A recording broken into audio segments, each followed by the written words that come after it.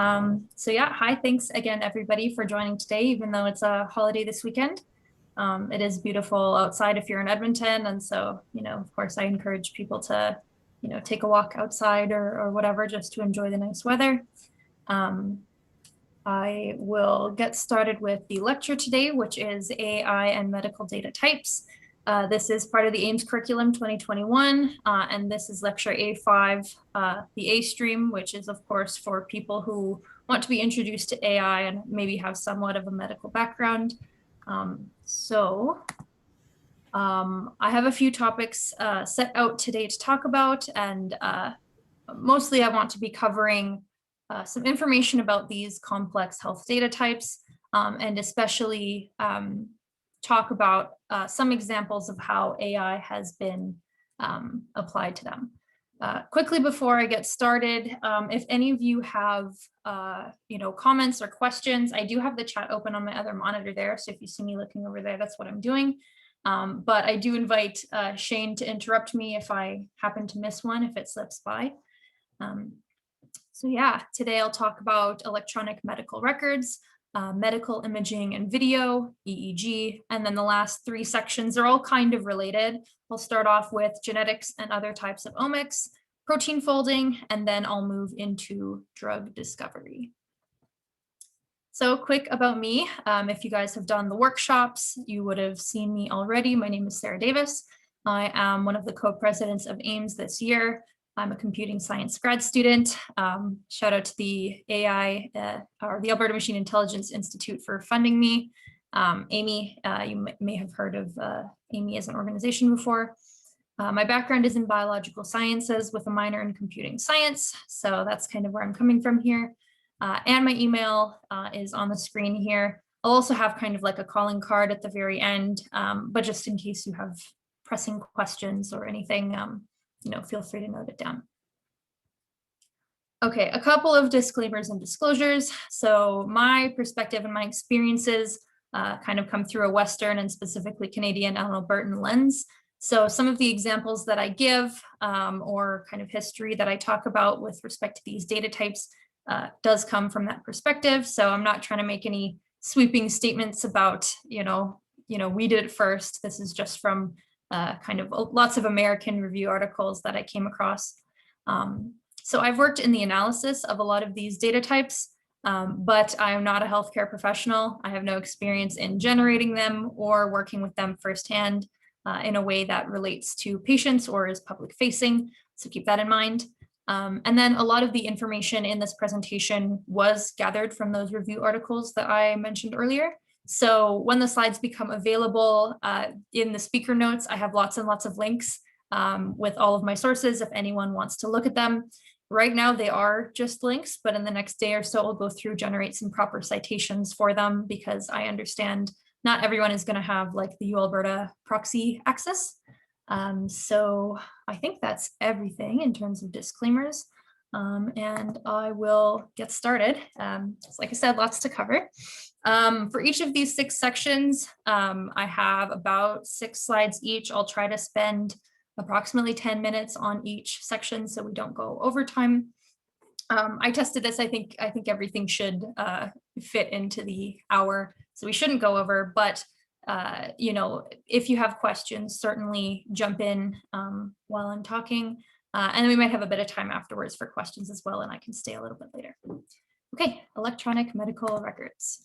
So I'd like to just give a bit of a history of the electronic medical record. The key idea is that health information for patients is centralized and standardized. So there is a single place where they can be stored, and the information lives in kind of some standardized data structures that allow for easy access and easy input. The idea of centralized medical records dates back to 1907 with a system that was designed for the Mayo Clinic in the United States. And the electronic part was integrated in the 1970s. This was actually a really interesting read for me. So the first EHR system both supported clinical documentation from nurses as well as computerized order entry from physicians, which is actually quite impressive when you realize that they were using the phone lines to do this. So there would be a an operator at each hospital, which would be unplugging and plugging in different connections between departments, and that is how they would transmit the information. Luckily, things have gotten better since then, and we don't have to have an operator at every hospital who's responsible for all of the patient's information. So that makes my job easier anyway. But I thought that was an interesting tidbit. So from what I was reading and what I could gather, there are six core functions of an electronic medical record. Number one, obviously, the storage of health information and data, and the easy access to health information and data is very important. Additionally, results management from tests is also an important part, especially in an electronic medical record. Multiple parties can be accessing test results at once. So it's not confined to one particular location. Order entry and management ensures that orders are not lost and things are not forgotten. If it's computerized, it's a little bit more reliable. Decision support is a great place where AI is being kind of implemented today, which helps clinicians and medical professionals make decisions about what kind of treatments should be given and what courses of action should be taken. Electronic communication and connectivity is another important one, especially as telemedicine becomes increasingly popular. Lots of patients see lots of different medical professionals, and having kind of a centralized hub where all of them can see that history, allows for better care for the patient. And then also reporting is made easier electronically, as people don't have to be facilitating the data input, which can be prone to clerical errors. So these are the problems that the electronic medical record is trying to alleviate. Okay, so lots and lots of data is included in a patient's electronic medical record. This can include demographics information. We have kind of a history of all of the types of doctors and specialists the patient has seen, their diagnostic history, any imaging that was done, allergies, tests that have been completed, as well as vaccinations and medications that the patient is on. So this wealth of information is incredibly interesting for people like me who want to do machine learning. But all of these different data types kind of in one place can cause problems, which I will talk about a little bit. Okay, so some advantages of this data. I would say that this is an example of data that is both broad and deep. So it contains a lot of detail, like minute medical detail about an individual. And it does this for often millions of people, especially in Alberta. I've had the honor of working with Alberta Health Services data, where data is available from every single person, every single Albertan who has utilized the healthcare system. And so, instead of taking a sample, I get to work with everybody, right? And I've considered myself very lucky because of that. Deep learning, especially the more complex models, works best with lots and lots and lots of examples, as you may have heard before. If there are too many features and not enough patients, often deep learning models will overfit and not be very useful in practice. This data can be used at many levels as well. So we can learn about individuals, we can learn about populations, and from these interactions between individuals and populations and the healthcare system, we can learn about operations management and the optimal allocation of resources, and really just try to improve the whole system for everybody involved. Another great thing is that the data itself that is stored is a byproduct of serving the patients at the hospital. It wasn't collected for research purposes, meaning that we're not paying for the generation of data to do research with. This is just data that was available that is also serving some other purpose. So it's the funding at least doesn't have to go towards data collection, and I think that's great. There's also some drawbacks. Completeness, quality, and integrity issues are things that I have come across in my journeys anyway with Alberta Health Services data in particular. And of course, even though there are restrictions for how data can be inputted in very specific formats, this serves so many people. And so I can't imagine any one way that would ensure complete data quality and integrity every single time. This is also all incredibly sensitive information. So data breaches are a very big worry. And there's the potential for lots of harm to happen if this data is breached. And I think this is potentially, even more sensitive than something like someone's prescriptions are maybe more sensitive than like their EEG data, right? So there's potentially varying levels of badness if something like that happens, but all in all, it is something that needs to be protected. The sheer scale can cause problems, especially when you are working with something like the lab data set that has 400 million entries over the course of 7 years for different lab tests and results and names. That is at that point too much for probably any one computer to process. So we have to make use of cloud computing to handle that. There's many different data types. And so figuring out how to train one machine learning model on diagnostic history and imaging and test results proves quite a challenge. Additionally, I have this example here. How do we deal with differing hospital usage? Machine learning likes fixed width vectors. So we want to represent all patients in one standardized way. But when patients have such differing usage of the healthcare system, it's very difficult to either stretch out this information to look the same as this, or to compress this information to look like this. And then when you multiply that by millions of people, things get very tricky. So that's another research area that I find quite interesting. Okay, and so then at the end of all of these sections, I'll try to talk about how AI can help. So I have some here for data entry and extraction. Some researchers found that using recommender algorithms, such as algorithms used by Netflix or Amazon for recommending TV shows and products, can be used to help streamline physician orders by predicting and suggesting, and that was helpful. Optimizing care can be done in a way, basically identifying laboratory tests that cost a relatively large amount to run, but are considered low yield, meaning that most of the results that come back are normal. So by flagging these tests as high cost, low yield, we can kind of better allocate our resources. And then perhaps the biggest one is clinical outcome prediction. And the example I have here is quite a broad one, which is predicting patient-specific clinical events. That could be readmission, that could be sepsis, that could be metastasis, all using recurrent neural networks, which are great for the time series data. Okay, so I see 2 questions, but where is EMR data stored? Within the healthcare system, I'm not entirely sure. I'm sure there are lots of servers with like terabytes and terabytes worth that stores this data.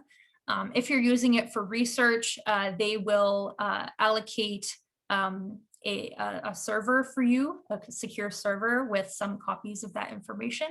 But beyond that, I'm not entirely sure. And Shane, if you want to jump in and give your expertise as someone who has worked with this, feel free. And then the next question is, what kind of trouble does the sheer scale cause? Your computer has limited resources. So there's disk space, which is how much stuff you can store on your computer. That's normally in gigabytes or terabytes. And then there's also the RAM, or the random access memory. And so that is normally gigabytes nowadays. And in order to do operations like machine learning or joining data sets, you need to be able to, most of the time, load all of your data into your RAM. So my computer has 16 gigabytes of RAM, and if a data set exceeds that size, then I have to basically use some clever workarounds to split the data set up into smaller pieces to be able to process it piece by piece. So in cloud computing, that's less of a problem if you can get your hands on nodes that have lots and lots of resources. But definitely there are some operations like joining data sets that are very, very difficult with large data sets. I hope that answers your questions. Okay.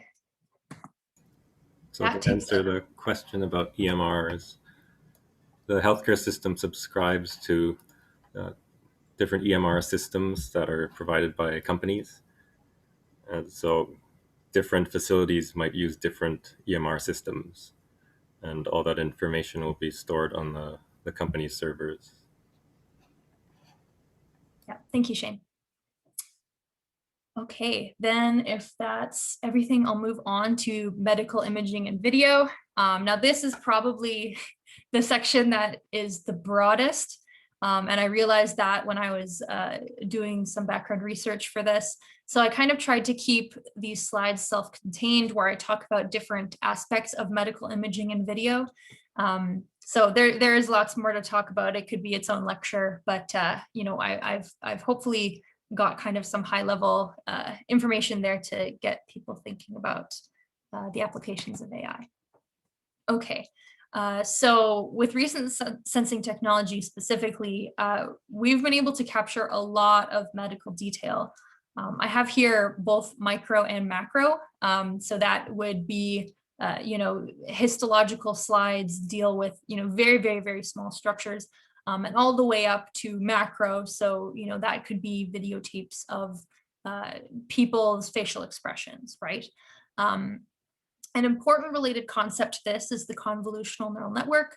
I know this structure has been presented in previous lectures and workshops in the series, but I will quickly go over it one more time just to give people hopefully an intuitive understanding. The idea of a convolutional neural network is to learn ways to extract useful patterns from some input image.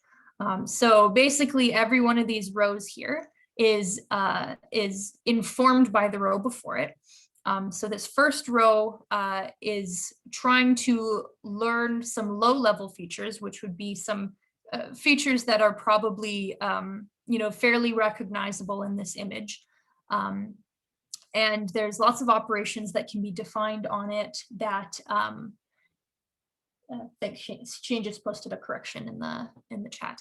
And so each one of these rows here, or each one of these layers, learns increasingly complex patterns that are found in these input data images. So once you get up to this point with lots and lots of these kind of very small abstract layers, there will be some potentially non-human understandable patterns that the machine has over time learned are important for predicting what kind of, I guess, what kind of, what digit this is. So if it's predicting 4, the information found in this image will pass through these layers, and eventually it will predict what the digit is. So this can also, of course, be applied to medical images as well, not just handwriting data sets.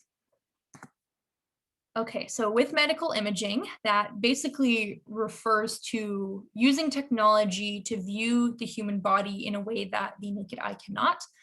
So this can be to diagnose, monitor, or treat medical conditions. That's the end goal. So this includes some examples, I guess, are ultrasound, MRI, X-ray, CT, and PET scans, etc. There's many more. And there's no one best one because each works the best in certain body tissues where others do not work at all. So I have some example AI applications of within medical imaging here. So one that's kind of related to what we've seen in the symposium, if any of you attended, was diagnosing macular degeneration from fundus images with deep convolutional neural networks. So that takes images of the inner eye and kind of learns how to figure out if the person is experiencing macular degeneration. Some researchers have also found that they can classify tuberculosis patients versus healthy patients using chest X-rays, also with convolutional neural networks, to fairly high success rate. And I'd also like to shout out Meadow AI, which is a local startup that works on predicting or at least they started on predicting hip dysplasia from ultrasound information in infants. They've since moved on. They got FDA approval. They've moved on to thyroid and lung, and I think maybe one other system. But if you are interested in this kind of medical imaging and convolutional neural net field, they're doing some really interesting stuff. So definitely check that out if you would like. Okay, and then histology is the next one, which is the study of microscopic anatomy. Some example AI applications. I'm trying not to go too into detail about what each of these is, because since this is the A stream, I assume you have some background somewhere. But of course, there's lots of information on the internet if there's anything you want to learn more about. So some example AI applications of this is doing brain histology classification. This was to predict a healthy brain slide versus a low-grade glioma versus a high-grade glioma histological slide. They used the Google Inception v3 convolutional neural net, which is a fancy way of saying CNN that was pre-trained by Google on some images that kind of gives it a bit of a boost in prediction. The next one is digital nephropathology by multi-stain segmentation. This is also using CNNs. You'll see CNNs pop up a lot here. This is an image from this publication where they show what a workflow kind of before AI is introduced would look like, where there's the slides, someone evaluates it, they generate a report, and then discuss it, I guess, over the phone. Whereas in a digital workflow, the pathologist and the AI kind of work together to generate a diagnostics report. And then telemedicine, again, they would be many different people and stakeholders would be able to view this diagnostics report. A company that I had the pleasure of talking to at one of the conferences I attended a few years ago is Path AI. So if you're interested kind of in the businessy side of things, these are definitely something to check out. I think they began in classification of breast cancer or breast tumor slides. And I think they have branched out since then. So that's just something interesting. Medical video. This is just something that I think is really cool. It's hard to find literature on it at this point, but I assume it's coming. This can be used in many ways. I have here from endoscopy to mental health interviews. It's important to remember that video is just a sequence of images or frames, potentially with audio as well. And there's a whole host of interesting ways audio can be used, but there's no time at this point to talk about it. So anyway, I have some AI applications of videos, or two videos. So one is people trying to detect clinical depression in adolescents. Basically, they used AI to map facial landmarks, and then they used some really clever video processing techniques to kind of measure some interesting kind of features that are happening at those facial landmarks throughout time. I won't claim to understand Gabor wavelets or anything, but that's definitely interesting. And so this is something that could be done even during like a conference call with your physician. Another one is an AI was trained on echocardiogram videos, I think to assess cardiomyopathy. That was also done using CNNs, and the researchers found it quite effective.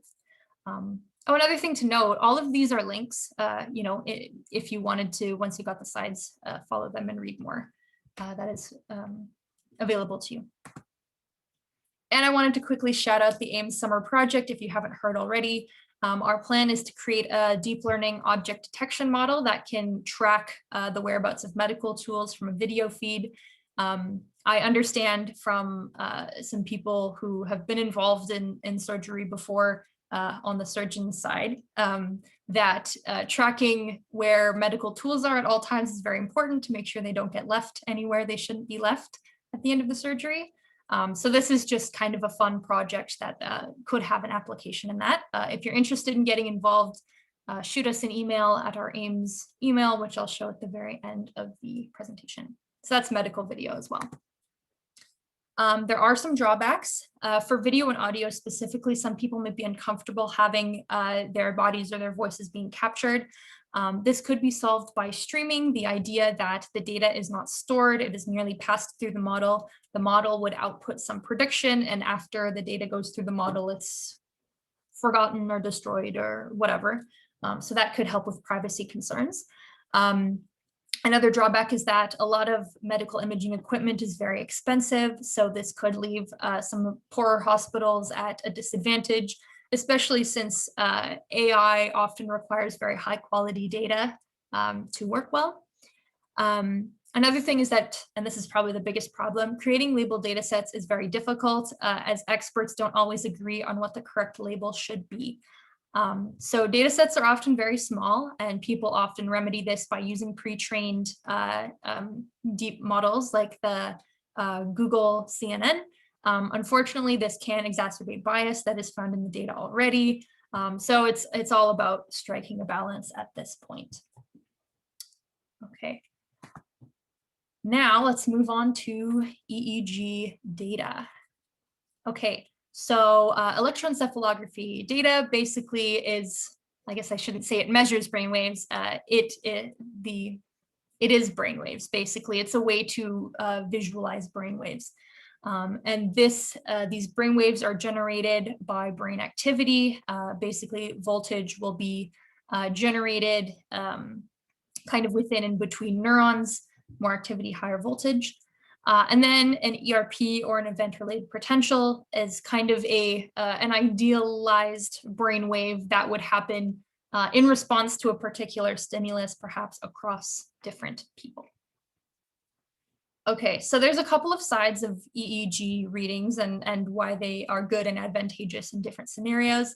On the medical side, they can be used for diagnosing conditions such as epilepsy, dementia, Parkinson's, head injuries, and really lots of maladies that have to do with brain activity.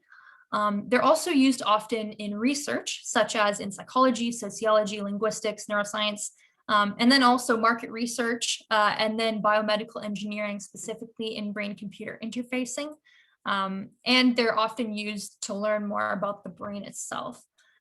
This technology can also be relatively inexpensive. There are some drawbacks to that, but when I searched on Amazon EEG headband, you can buy one for about 300 Canadian dollars. I've seen people on YouTube who buy these and kind of hack them so that they can control like a car or something, and they can drive a car with their brain. And you know, it's never perfect. I wouldn't necessarily recommend trying that, but very interesting, and it seems to be technology that is at least somewhat accessible to the general public. Of course, there are drawbacks. I have to talk about those.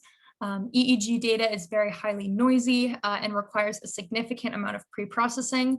And there are a number of things that can interfere with the quality of the readings, such as eye blinking, even just radiation from the lights in the room, and also how good your tech is for measuring it. It's often hard to tell exactly where in the brain the activity is coming from. I have this image of a potential mapping of where the electrode should go when reading EEG data. And you'll notice, you know, they just sit upon the skull. They don't measure anything deeper within the brain. The brain's a 3D structure, so you kind of just have to infer based on your readings from the scalp. And it also suffers from the longitudinal data problem, and it keeps coming back, and that'll always be something, and recurrent neural networks have helped in the past, which I'll show now. Okay, people have shown they can predict learning difficulties based on EEG waveforms, I believe, of children during some kind of standardized testing. They did this in an unsupervised way with a clustering approach. You can seemingly predict, instead of this person has epilepsy versus not, predict whether an EEG reading is abnormal or normal, which is more widely applicable and is really just trying to distinguish healthy versus unhealthy. This was using the recurrent neural networks. And since EEG data doesn't look like much when you see it, you can use convolutional neural networks, like I was talking about before, to kind of extract meaningful features from that data. And those features are also a little bit more machine learning friendly. So that is another way that, CNNs can help. There are a few other types of measurements here I'll talk about very quickly. You can measure electrical activity from many different places on the body. So I have a few examples here. So it's worthwhile to note that similar techniques could be applied to these different types of measurements. So, for the heart and for muscles and nerves. There are other ways to measure brain activity as well, like MEG, fMRI, and people don't really talk about this one as much, but eye tracking, which is kind of can be used as a proxy for brain activity, as it kind of shows what we focus on. And this is something that's definitely used also in market research and brain-computer interfacing. Okay, so that is it for EEG, and I will move on to genetics and omics. And I see something happening in the chat. And it looks like Shane answered that. Yeah, so EEG is harmless. It doesn't put anything in, it more just measures the output. Yeah, and I've seen people who have had EEGs and they say, it's a kind of not a very notable experience. You just sit there and yeah. Okay. Genetics and omics. This was kind of my introduction to AI in healthcare. So this is something I'm very excited about. So I'll try to, show some interesting examples. I'm sorry I have to show this. I'm sure all of you are completely sick of seeing it. This is the central dogma of biology. We all have DNA. Through the process of transcription, it makes RNA. And then through the process of translation, it creates a sequence of amino acids, which folds into a protein with a 3D shape. We're going to ignore reverse transcription. That's not applicable to us. People have asked me before what the difference between genetics and genomics is.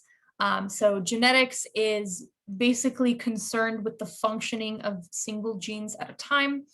So a way you could learn about genetics is by doing pedigree studies, or by doing a knockout experiment where you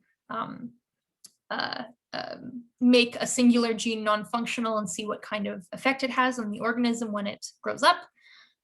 Whereas genomics addresses it in kind of more of a holistic way, where it considers all genes and their interrelationships, and we're looking at the combined influence of those genes on the growth and development of the organism. So you may have heard of lots of different types of omics, transcriptomics, proteomics, metabolomics. There's a lot, and I kind of have them ordered here kind of on a scale of how high level they are and how complex they are. Also, how functionally useful they are and how much they represent the actual goings on of the system. So we all have chromosomes. Chromosomes are very easy to measure. With the right stain, you can visualize them under a microscope and see, say if someone has some chromosomal abnormalities like trisomy 21. DNA gets a little bit more difficult. You need some very specialized technology to sequence DNA. From DNA, you get RNA, which is a more ephemeral molecule that tends to degrade very quickly. From mRNA, you get proteins, which are very difficult to purify and measure.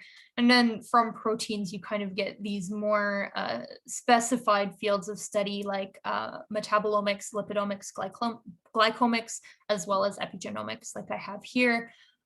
These are the most useful fields, but also the hardest fields to measure per se. These are very elusive molecules. So I have here more useful, harder to measure. That's the problem we're trying to solve. So I had a bit of a hard time making this slide when I was thinking about why we're studying this. Why are we looking into genetics and genomics and all of those omics? And it's so obvious, and at the same time, it's difficult to put into words. But fully understanding genetics and other types of omics really promises a complete overhaul in how we as a society and as a human race does medicine. And we have a lot to gain if we could snap our fingers and perfectly understand how all of these super complex interactions happen. There's like untold things we could do with that. But at this point, we're working towards that. But we are definitely we have some drawbacks to this data, how we measure it. But I would invite you all to just kind of like consider like, what could we do if we really understood these systems? And then drawbacks. There is a technology barrier, and that comes from trying to get technology to interact with squishy biological molecules that don't like to be measured. So there's a lot of data quality problems in genetic and transcriptomic metabolomic data as it stands right now. The data quality gets worse the more useful the data we're trying to measure is. And it also gets worse the more affordable of technology we use for this. There's also a huge number of features, which, if you remember, could cause overfitting in lots of models.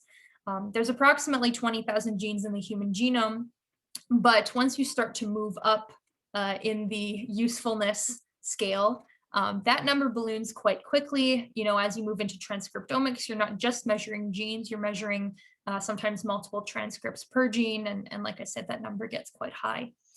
Batch effects are another problem where, unfortunately, depending on how you process the data, it could leave artifacts such that if you tried to combine data sets from, say, 2 different research hospitals, a machine learning model would be able to differentiate the data just based on the hospital it came from.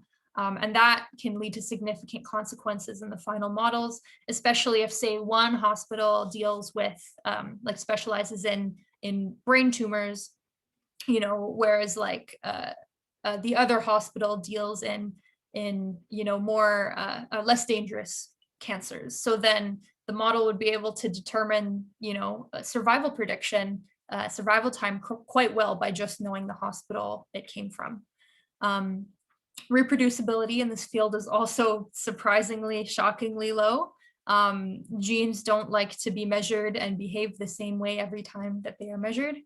And then another thing that some people forget is that not everything is genetic. There is the nature versus nurture debate. A great example of something that impacts the body but cannot be measured through the genome is the microbiome, the gut microbiome.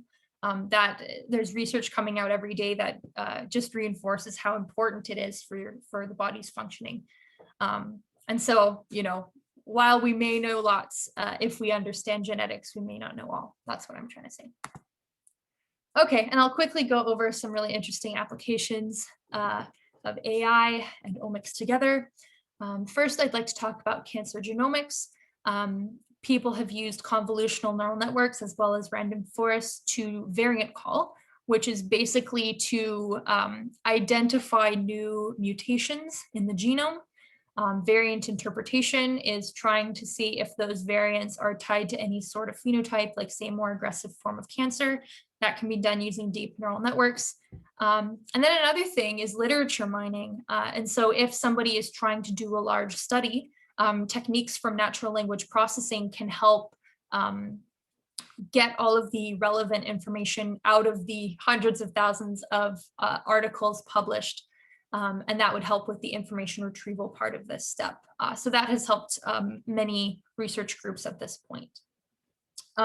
Moving on from genomics, I have an example that uses transcriptomic and methylomic data. I assume methylomic data is kind of like epigenetic data, or perhaps is the same thing.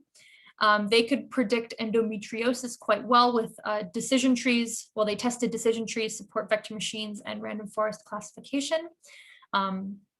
And so, that's an interesting use of the transcriptome and then also the epigenome potentially. Another one is predicting acute kidney injury in people who have undergone coronary angiopathy or angiography. And basically, they scanned the proteome to find biomarkers that are associated with this procedure. And found a set of about 900 that were very predictive of kidney injury using lasso regression, which is basically a good way to do feature selection. those are my examples, and let's move on to protein folding. Let's see, is there anything? I think everything in the chat has been addressed by Shane. Thank you, Shane. So yeah, let's move into protein folding. Okay, protein folding happens all the time in your body. It happens instantaneously. As soon as the amino acid chain is transcribed, it kind of spontaneously just folds the way that it's supposed to fold based on the dynamics of the environment. The problem that I had stated earlier of higher order and more useful data being harder to measure definitely still applies here. So the primary structure of a protein is easy to figure out, but then inferring where the alpha helices and beta sheets are is harder. Figuring out how those secondary structures conform with each other is even harder than that. And then discerning the quaternary structure, which is how these proteins associate with each other, is even more difficult. So basically what we're trying to do is skip a step. We want to measure something that's easy to measure, and then from that measurement, we want to infer something that's more difficult to measure from there. Okay, so advantages of this, there is a high potential downstream in drug discovery, which I'll talk about in the next section.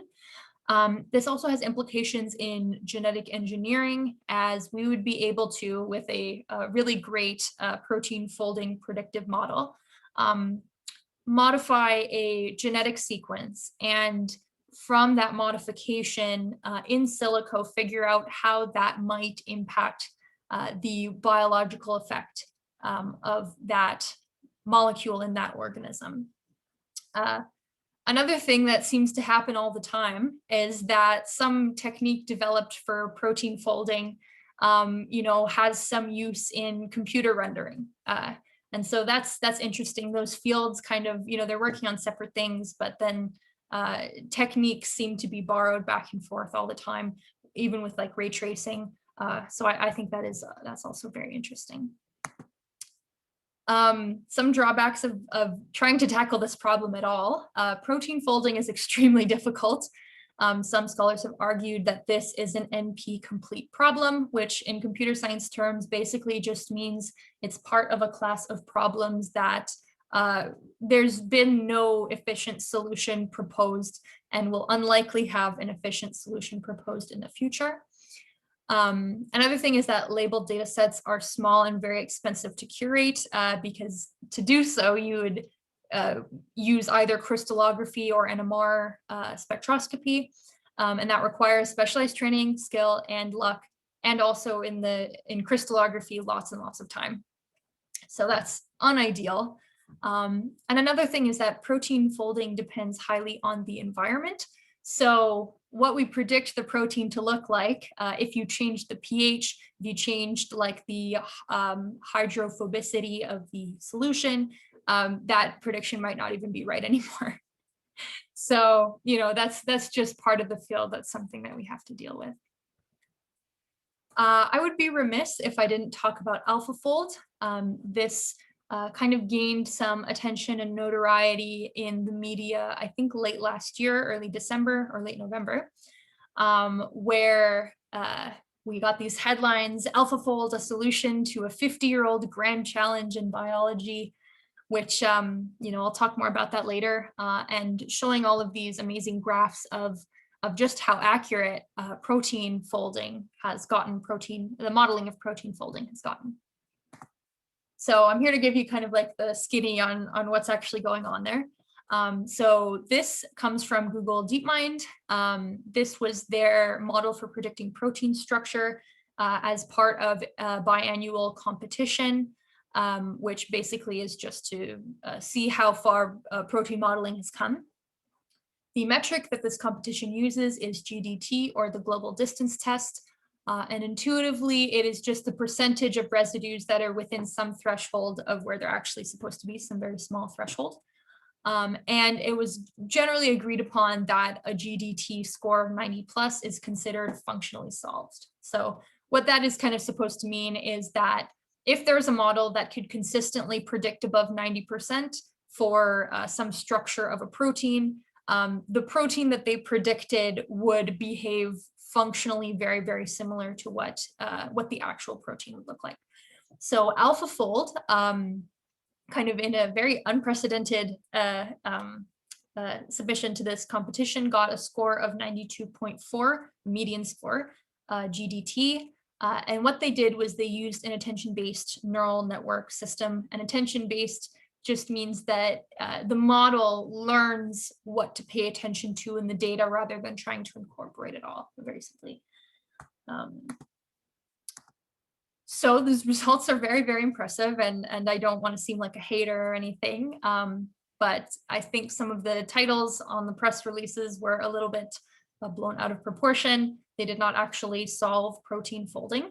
The first reason that is that their median score was 92.4, but it did not guarantee at all that all their predictions would be above 90 to meet that like functionally solved threshold. It also does not work on all types of proteins, and that's just a function of the data set that they used to train it. Nor does it try to explain at all how proteins fold and how they work. That's a bit of a nitpick because most machine learning only learns association and correlation rather than causation.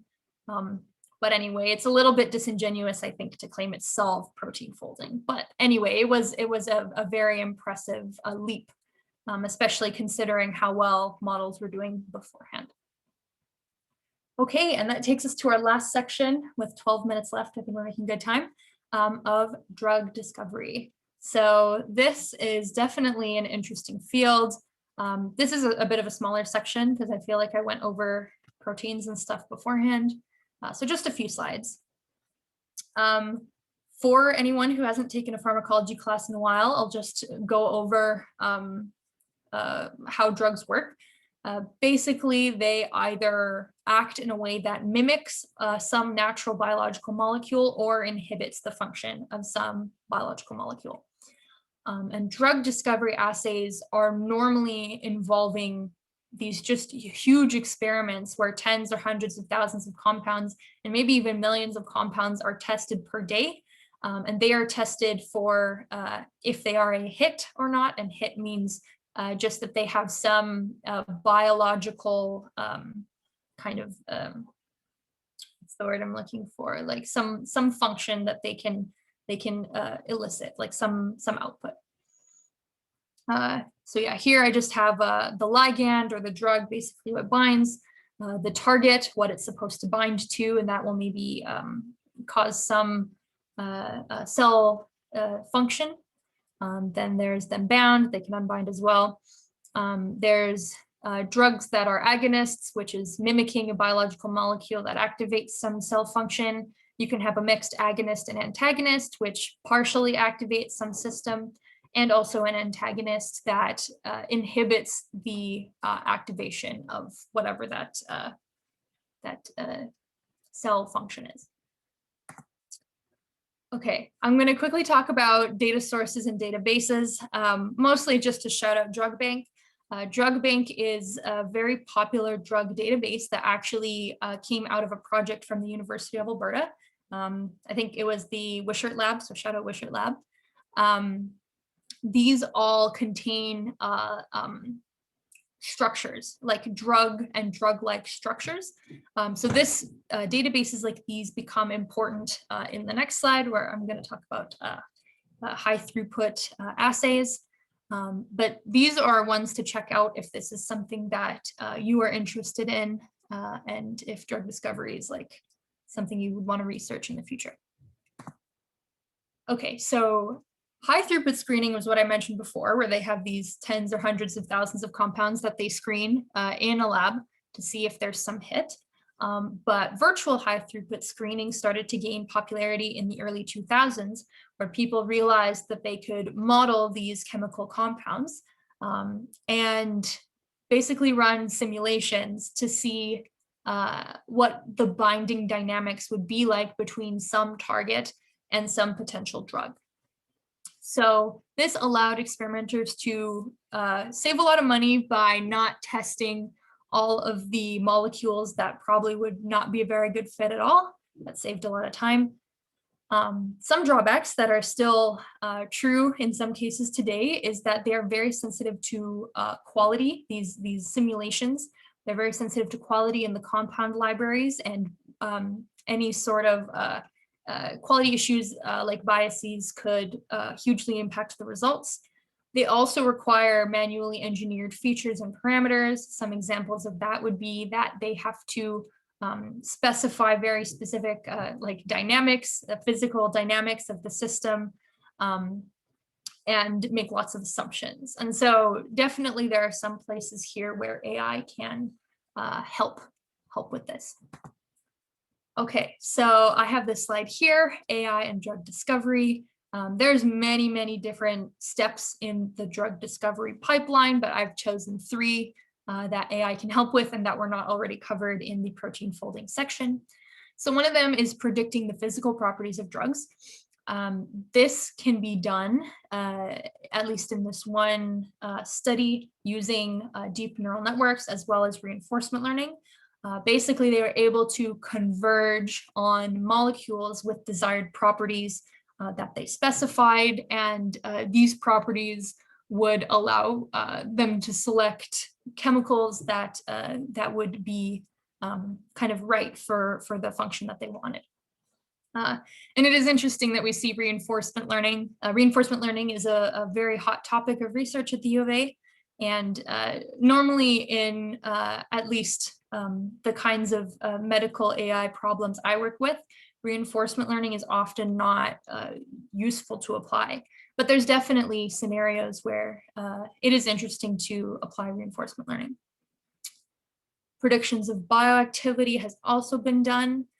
They did matched molecular pair analysis using different types of machine learning, random forest, gradient boosting machines, and deep neural nets. Matched molecular pair analysis is taking one molecule that you know has some kind of bioactivity, modifying it just very slightly, and testing it to see if that molecule also has that same bioactivity, or if it is lost or diminished in some way by that change.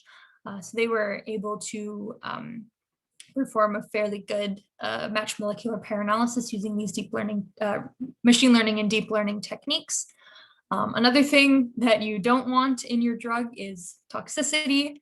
And so some researchers developed deep tox, which predicted toxic effects of drugs, basically by training a deep neural net on some of the physical structures of that chemical. So then it would predict, yes, toxic, no toxic, perhaps like some measure of toxicity or something like that. So I thought that was really interesting. And with that, that is the end of the presentation. So were there any questions that people had that they were saving until the end?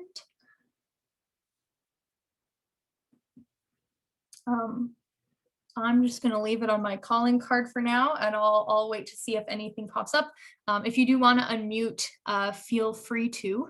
And if not, then we might be done a couple of minutes early.